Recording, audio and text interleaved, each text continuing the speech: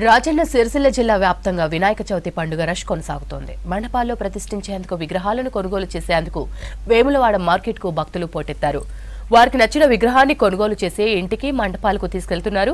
వేములవాడ మార్కెట్లోని భక్తుల రష్ పై మరిన్ని డీటెయిల్స్ బాబు యాదవ్ అందిస్తారు. వినాయక పండుగ రానే వచ్చింది. ఎప్పుడెప్పుడా ఎదురుస్తున్న వినాయక పండుగ రావడంతో పెద్ద ఎత్తున ఈ యొక్క వినాయక నవరాత్రులు జరుపుకోవడానికి ప్రజలు సిద్ధమయ్యారు. మనం ఇప్పుడు వేములవాడ మార్కెట్లో ఉన్నాము. వేములవాడ మార్కెట్ పూర్తిగా చాలా రష్గా కనబడుతుంది. అంటే వేములవాడ మార్కెట్ టోటల్లీ కూడా దాదాపు పొద్దున్న నుండి కూడా ఇదే రష్ కనబడుతుంది.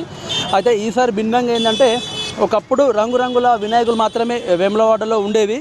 కానీ ఈ యొక్క ఏడాది మాత్రము ఎక్కువ ప్రజలు భక్తులు కూడా అందరూ కూడా అంటే మట్టి వినాయకులుగా ప్రియారిటీ ఇస్తున్నారు. మట్టి వినాయకులు ఎందుకంటే ఈ మధ్యకాలంలో సోషల్ మీడియాలో ఎక్కువగా వైరల్ అయింది. ప్రభుత్వం కూడా మట్టి వినాయకుల పట్ల ఎక్కువగా మొగ్గు చూపింది. అటు ఇప్పటికే మనకు జిల్లా కలెక్టర్ సందీప్ వర్జా అటు ప్రభుత్వ ఆది శ్రీనివాస్ కూడా వాళ్ళు మట్టి వినాయకులకే ఎక్కువగా చేయాలని చెప్పేసి పర్యావరణ పరీక్షించాలని చెప్పి చేశారు.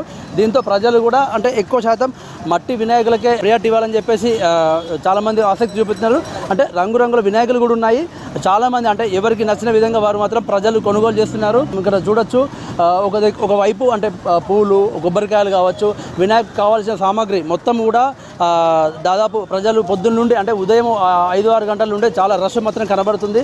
అయితే ఈ మట్టి వినాయకులు ఎప్పటి నుండి అమ్ముతున్నారు, అసలు మట్టి వినాయకులు ఏ రేట్ నుండి ఎంతవరకు అమ్ముతున్నారు అని చెప్పేసి అడిగి తెలుసుకుందాం. మనతో పాటు ఇక్కడ వారు ఉన్నారు. అమ్మ చెప్పండి, అంటే మట్టి వినాయకులు ఏ రేట్ నుండి ఏ రేట్ వరకు అమ్ముతున్నారు, ఎప్పటి నుండి అమ్ముతున్నారు?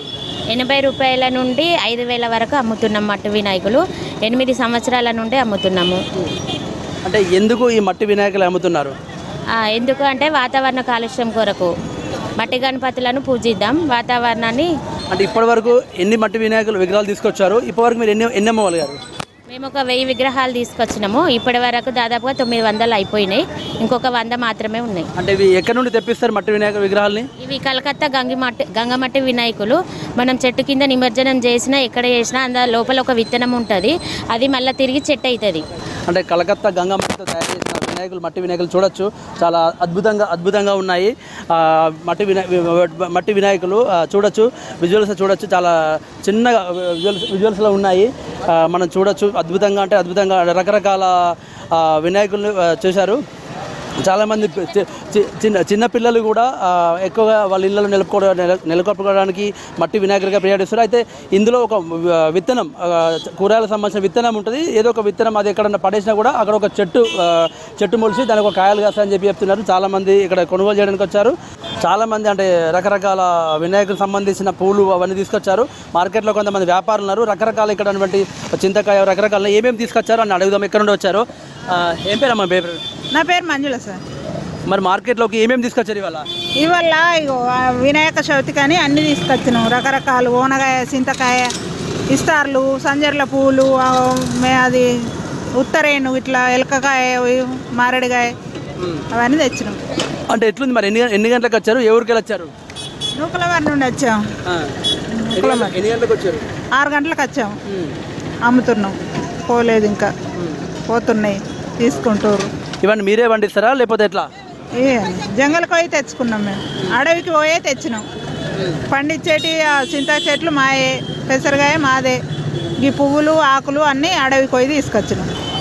కొంతమంది మహిళలు కూడా ఉన్నారు, వారిని అడిగి తెలుసుకుందాము. చెప్పండి, ఈ వినాయక పండుగ వచ్చింది, ఎట్లాంటి పూజలు చేస్తారు ఇక్కడ? వినాయక చవితి సందర్భంగా ఉదయాన్నే అన్ని దేవునికి సంబంధించిన సామాగ్రి అన్నీ తీసుకున్నాము. విగ్రహము, పత్రి, మారేడు, అన్ని దేవుడికి ఏమేమి సామాను కావాలో అవన్నీ తీసుకున్నాము. 9 రోజుల పాటు ఉదయము సాయంత్రం పూట పూజలు చేసి నైవేద్యాలు సమర్పిస్తాము దేవుడికి భక్తి శ్రద్ధలతో. దేవునికి సంబంధించిన అంటే మారేడు, జిల్లేడు పూలు కానీ, తుమ్మి ఆకులు, ఇట్లాంటి 21 రకాల ఆకులు పత్రితోని పూజలు చేస్తాం.